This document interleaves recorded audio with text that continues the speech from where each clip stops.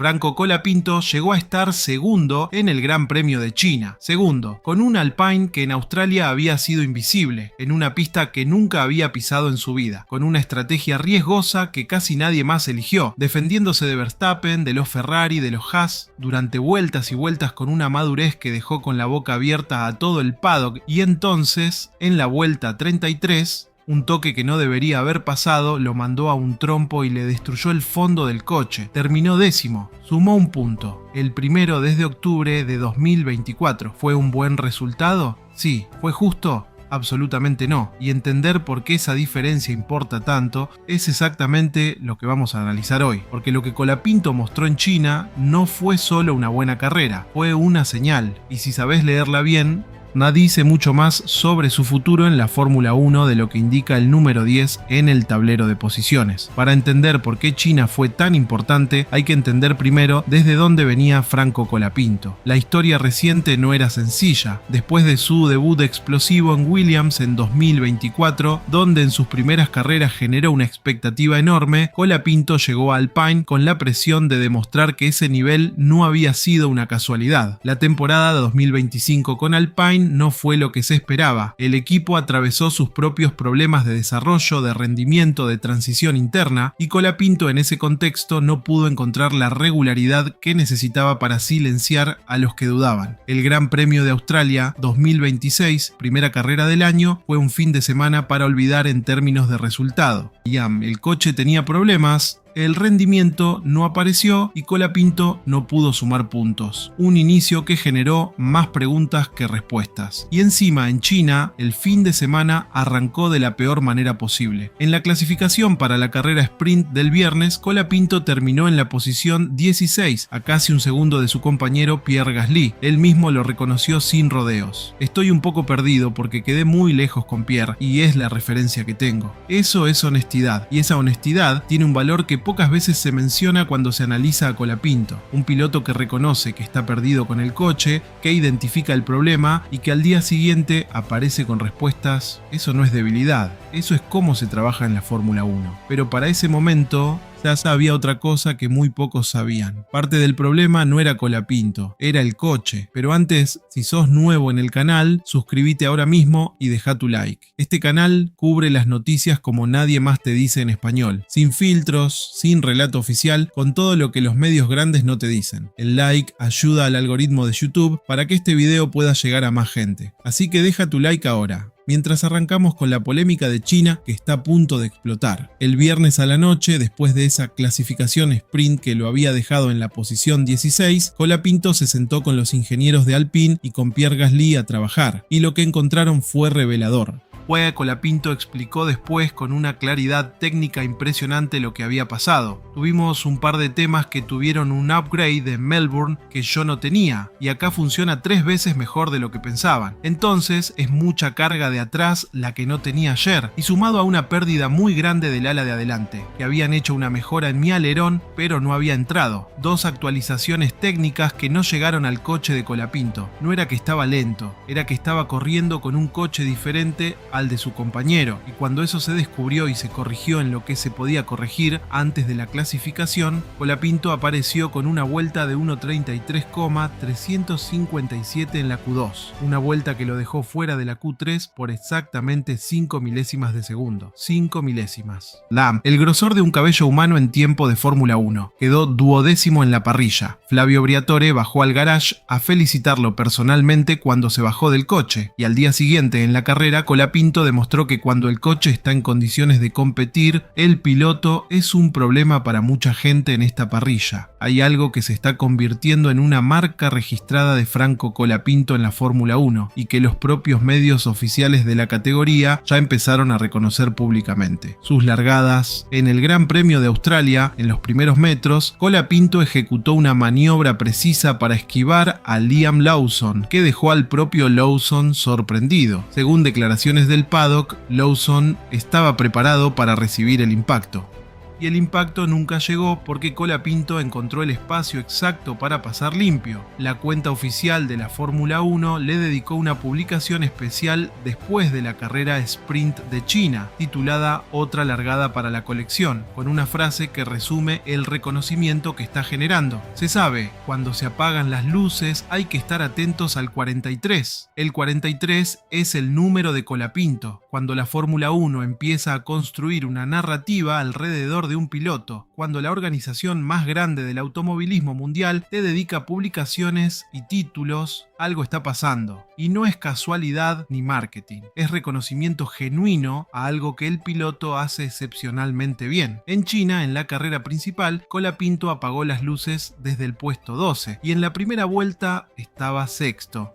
6 posiciones ganadas en los primeros metros, en un campo donde décimas de segundo separan a 10 coches y donde cualquier error en los primeros metros puede costar la carrera entera. Eso no se improvisa, eso es lectura de espacios, reacción, precisión al frenaje y un control del coche en situaciones de alta densidad de tráfico que muy pocos pilotos tienen naturalmente. Colapinto lo tiene, y China lo volvió a confirmar. La decisión de Alpine de largar a Colapinto con neumáticos duros fue una apuesta calculada, pero una apuesta al fin. En la Fórmula 1 moderna, la mayoría de los pilotos en la zona media del campo arrancan con neumáticos blandos o medios para tener velocidad al inicio. Los duros son más lentos al principio, pero duran más. La idea era que Colapinto aguantara la primera parte de la carrera mientras los demás se desgastaban, y que en la segunda mitad, con neumáticos más frescos que sus rivales, pudiera atacar y ganar posiciones. Mientras esa estrategia se desarrollaba, el panorama era espectacular. Colapinto avanzó hasta el sexto lugar y en algún momento, con los primeros coches entrando a boxes para su parada estratégica, Colapinto apareció en el segundo puesto del Gran Premio de China 2026. Segundo, con un Alpine que 2 semanas antes no había podido puntuar en Australia, pero en la vuelta 11 el Aston Martin de Lance Stroll se detuvo en pista por una falla de batería y la dirección de carrera decidió sacar el safety car, un safety car real, no el virtual, y esa distinción es enorme. Sí, porque un safety car real permite a todos los pilotos entrar a boxes sin perder posiciones relativas. Los 6 primeros coches aprovecharon para parar juntos, y el equilibrio de la carrera, que venía favoreciendo perfectamente la estrategia de Colapinto, se reseteó de golpe. Colapinto no podía aprovechar esa ventana. Sus neumáticos duros todavía tenían vida. Si paraba ahí, perdía toda la lógica de su estrategia. Pero el problema era que ahora todos los que pararon tenían goma fresca, y él seguía con duros que ya llevaban 11 vueltas encima. La bronca que expresó después de la carrera fue completamente válida. Arrancar con una estrategia distinta, una largada muy buena, paso a muchos, estoy adelante, y después por un auto que se queda parado ponen un auto de seguridad que no tiene sentido. En Melbourne necesitábamos un auto de seguridad, ya pusieron el auto de seguridad virtual y acá por cualquier cosa que pasa ponen un auto de seguridad. La inconsistencia en la aplicación de los criterios del safety car por parte de la FIA es un debate legítimo en el paddock. No es una excusa de Colapinto, es un análisis real de cómo las decisiones de los comisarios pueden cambiar completamente el resultado de una carrera en cuestión de minutos. Y en China le tocó a Colapinto pagar ese precio. Pero ni el safety car ni la pérdida de posiciones estratégicas hicieron que Colapinto se rindiera. Lo que vino después fue uno de los tramos más espectaculares que hemos visto de un piloto de Alpine en mucho tiempo. Rebajado en el orden pero con neumáticos que todavía aguantaban, Colapinto empezó a defender posiciones contra pilotos con coches técnicamente superiores en esa fase de la carrera. En la vuelta 18 defendía la quinta posición frente a Esteban Ocon por Haas, Oliver Bearman también por Haas y con Max Verstappen acechando por detrás. 3 pilotos con coches rápidos intentando pasar al Alpine en simultáneo. Colapinto no se movió, utilizó cada recurso disponible, gestión de la energía eléctrica en los momentos clave, precisión en los frenajes para cerrar puertas sin cruzar ningún límite del reglamento y una lectura de las líneas de carrera que convirtió esa defensa en un espectáculo en sí mismo. La Fórmula 1 lo reconoció de una manera que pocas veces se ve. Sus canales oficiales publicaron las imágenes de esas defensas con el título Tributo a la muralla china. Eso no es un comentario menor, es la organización máxima de este deporte diciéndole al mundo que lo que acaba de ver merece ser recordado. George Russell, era ganador del Gran Premio de Australia y líder del campeonato, expresó su sorpresa y reconocimiento por las maniobras de Colapinto contra Lawson en Australia y extendió ese reconocimiento a China. Ocon, que intentó superar a Colapinto en esa fase de la carrera, también tuvo que reconocer la dificultad de pasarlo. En la vuelta 29, Ocon finalmente lo superó por algunos metros, pero Colapinto recuperó inmediatamente la posición. Ese tipo de respuesta instantánea, esa capacidad de no dejarse afectar psicológicamente por un adelantamiento y contraatacar de inmediato, es una señal de madurez competitiva que no aparece siempre en pilotos jóvenes. Motorsport lo incluyó en su análisis de ganadores y perdedores del Gran Premio de China, por exactamente esto, no por terminar décimo, sino por lo que mostró durante toda la carrera antes y después del choque. La vuelta 33. Colapinto entra a boxes para su parada estratégica. Alpine ejecuta el cambio en 2,6 segundos, neumáticos duros por medios, trabajo perfecto del box. Colapinto sale del pit lane, justo delante de Ocon en el Haas. Ocon tenía sus neumáticos ya en temperatura, había parado 3 vueltas antes. Los de Colapinto eran completamente fríos. Al llegar a la curva 2, Colapinto tomó su línea normal de carrera. Ocon intentó meterse por el interior, transitó 2 ruedas fuera del asfalto sobre el pasto e impactó la parte trasera del Alpine, trompo de ambos coches, penalización de 10 segundos para Ocon. La FIA fue clara, Ocon era completamente responsable, pero la penalización no revirtió el daño. Colapinto lo describió con precisión. Tuve mucho daño en el piso y la parte trasera derecha quedó toda rota y perdí muchos puntos de carga aerodinámica. Y agregó el problema de los neumáticos que se había deteriorado irregularmente por el impacto. Tuve muchísimo graining en el último stint. Para explicarlo de manera simple, el piso de un Fórmula 1 moderno es la pieza más crítica del monoplaza. Es la que genera la mayor parte de la carga aerodinámica en la era actual de efecto suelo. Sin esa carga, el coche pierde estabilidad, frena peor, se mueve en las curvas de maneras impredecibles. Y el graining, ese desgaste irregular del neumático, es la consecuencia directa de que el equilibrio del coche ya no funciona como debería. Colapinto corrió las 23 vueltas siguientes con ese coche y terminó décimo. Él mismo fue brutalmente honesto sobre la realidad de ese resultado. Fue bueno haber sumado un punto, triste por haberlo sumado, por haber tenido suerte, porque si no se hubiese quedado Max, no lo hubiese sumado. El abandono de Verstappen en la vuelta 46 le regaló la posición que lo metió en los puntos. Esa honestidad es paradójicamente una de las cosas más valiosas de Colapinto como piloto. No infla los resultados, no construye una narrativa más cómoda, dice exactamente lo que pasó y por qué. Y eso en el mundo de la comunicación de la Fórmula 1, donde cada declaración se gestiona cuidadosamente, es refrescante y también estratégicamente inteligente. Después de China, algo ocurrió que va más allá del resultado y que merece análisis específico. Los medios más importantes del mundo de la Fórmula 1 empezaron a hablar de Colapinto de una manera diferente. Autosport, una de las publicaciones especializadas más respetadas del planeta en este deporte, le dedicó una columna completa bajo un título que resume perfectamente el debate. Olvídese de la mala suerte, la tenaz actuación de Colapinto en Shanghái merece reconocimiento. El periodista Jake Vauxhall-Leye hizo un análisis detallado y destacó que la posición décima no reflejó el desempeño real del piloto, quien mostró velocidad, capacidad defensiva y resistencia ante la adversidad. Pero la parte más importante del análisis de Autosport no es el elogio, es la advertencia. Shanghái necesita ser el punto de inflexión en la carrera de Colapinto y debiera aliviar parte de la presión sobre él.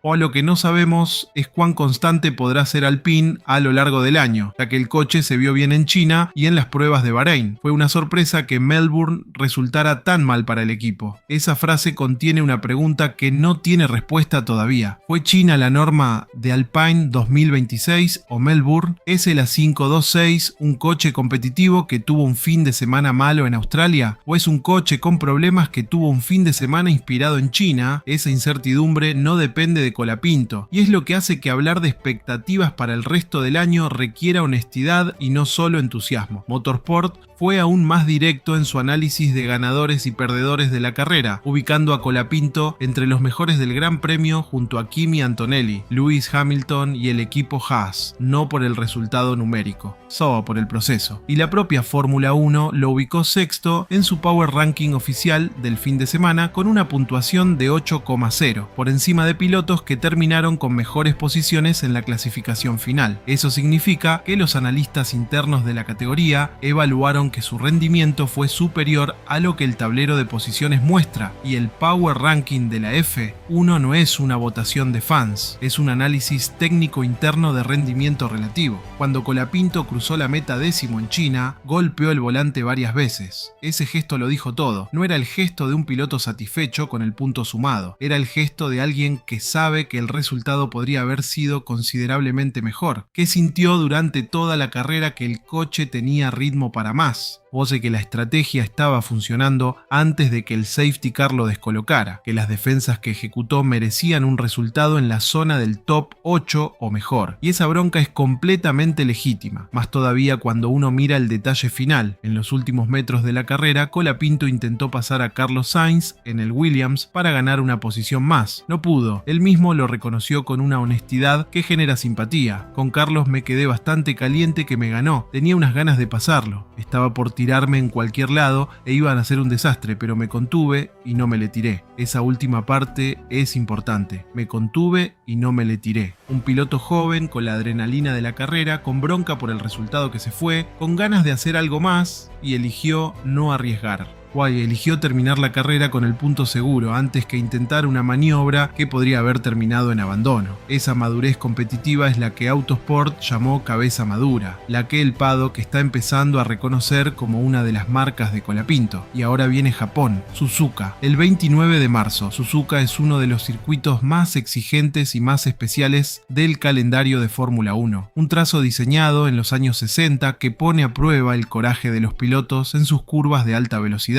como la famosa curva 130R o el complejo ESES del sector 1. Es también una pista donde la experiencia importa, donde conocer el circuito marca diferencias reales. Colapinto nunca ha corrido en Suzuka, es otra pista nueva como lo fue Shanghái, y sin embargo después de lo que mostró en China, la expectativa es diferente. Y no porque haya garantías, sino porque hay evidencia de que cuando el coche está en condiciones de competir y el fin de semana se desarrolla sin factores externos que lo destruyan, Colapinto puede estar en la pelea por los puntos. El propio Colapinto fue claro sobre lo que necesita para ese fin de semana. Las piezas que yo no tengo también ayudarían mucho tenerlas pronto. Hay actualizaciones técnicas en desarrollo para el A526 que todavía no llegaron a su coche. Hay partes en el pipeline de Alpine que podrían mejorar el rendimiento, especialmente en las curvas rápidas que él mismo identificó como la principal área de mejora. Si esas piezas llegan para Japón y si el fin de semana se desarrolla sin el tipo de adversidades que China puso en su camino, Colapinto puede seguir construyendo algo real, pero acá queremos ser honestos.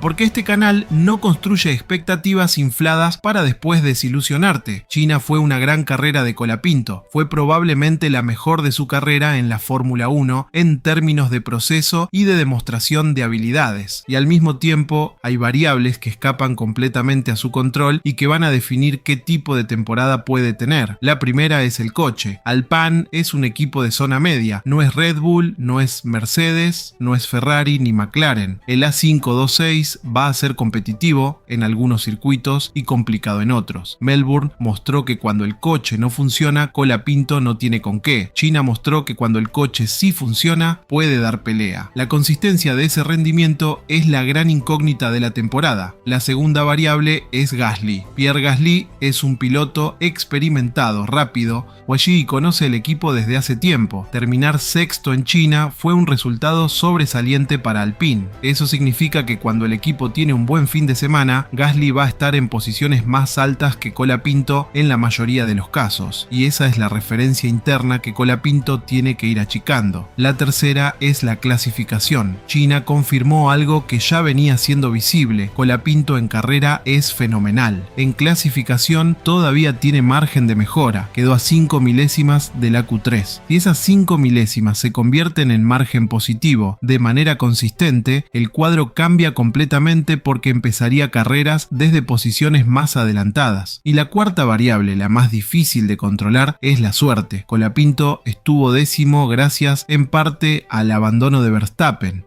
Estuvo limitado en parte por el safety car, fue perjudicado en parte por el choque de Ocon. La Fórmula 1 tiene esos elementos de azar y lo que diferencia a los grandes pilotos no es que eviten la mala suerte, sino cómo responden cuando aparece. Y ahí, en esa variable, Colapinto está demostrando exactamente lo que hay que demostrar. Entonces, ¿qué fue realmente el Gran Premio de China 2026 para Franco Colapinto? Fue muchas cosas al mismo tiempo. Fue el fin de una racha de 24 carreras sin puntos que empezaba a pesar demasiado. Fue la demostración de que las largadas que viene haciendo no son casualidad, sino una habilidad real y documentada. Fue la prueba de que puede defender posiciones contra pilotos y coches más rápidos durante vueltas y vueltas sin cometer errores. Fue un recordatorio de que cuando el coche está en condiciones, a él está en condiciones. Y fue también un espejo de algo que todavía le falta: la clasificación, donde 5 milésimas lo dejaron afuera de la Q3. El coche que llegó al domingo sin actualizaciones que su compañero sí tenía. El safety car que deshizo una estrategia que estaba siendo brillante. El toque que le destruyó el piso justo cuando salía con neumáticos frescos para atacar la parte final de la carrera. Celebramos China con genuino entusiasmo, porque lo que Colapinto mostró ahí merece la celebración que la Fórmula 1, Autosport, Motorsport y todo el paddock le están dando. Y al mismo tiempo las expectativas para el resto de la temporada tienen que construirse sobre datos reales y no sobre el entusiasmo del momento. Japón va a ser otra prueba, otro circuito nuevo, otro fin de semana donde va a tener que aprender rápido y ejecutar bien.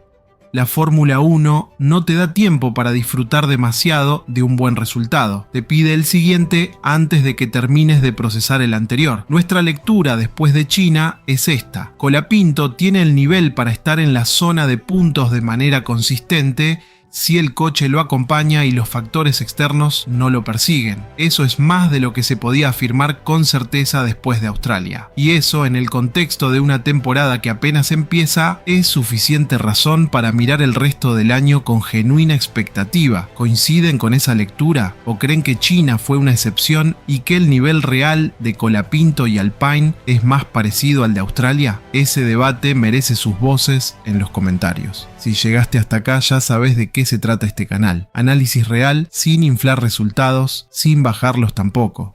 Con los datos, con el contexto, con las preguntas que valen la pena hacerse. Suscríbete si todavía no lo hiciste. Activa la campana para no perderte el análisis del Gran Premio de Japón, que va a ser la siguiente gran prueba para Colapinto en Suzuka. Y deja tu opinión en los comentarios. ¿Cuántos puntos crees que puede sumar Colapinto de acá a fin de año? ¿Puede terminar en el top 10 del campeonato de pilotos? Las leemos todas. El canal lo construimos entre todos. Y si querés entender mejor el contexto completo de la historia de Colapinto en la Fórmula 1, el próximo video que tenés que ver es el que hicimos sobre el choque de Ocon y los daños reales que sufrió el coche, porque hay detalles técnicos de lo que pasó en esas 23 vueltas con el piso destruido que explican todavía más claramente por qué terminar décimo fue, o si en ese contexto específico, casi un milagro de gestión. Está en el canal, te lo dejamos en pantalla ahora mismo. Hasta el próximo análisis.